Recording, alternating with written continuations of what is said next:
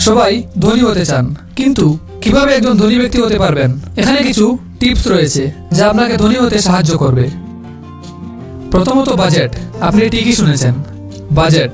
Budget কেবল আপনার অর্থের জন্য একটি পরিকল্পনা তৈরি করে, যা থেকে আপনার প্রতি মাসে টাকা কোথায় খরচ হচ্ছে তার একটি ভালো ধারণা পাবেন। Pay yourself first. যখন আপনি নিজেকে প্রথমে পরিশোধ করেন, তখন আপনি আপনার ভবিষ্যতের জন্য আর্থিক বিনিয়োগ করছেন, এবং ভবিষ্যতে আপনি এটি করার জন্য বর্তমানকে ধন্যবাদ জানাবেন। তাই ভবিষ্যতে খুশি থাকার জন্য বিনিয়োগ করুন। আর্থিক লক্ষ্য। আর্থিক লক্ষ্য সম্পর্কে চিন্তা করুন। ছোট থেকে শুরু করুন এবং সেখান থেকে আপনার লক্ষ্যের জন্য কাজ শুরু করুন। Credit card.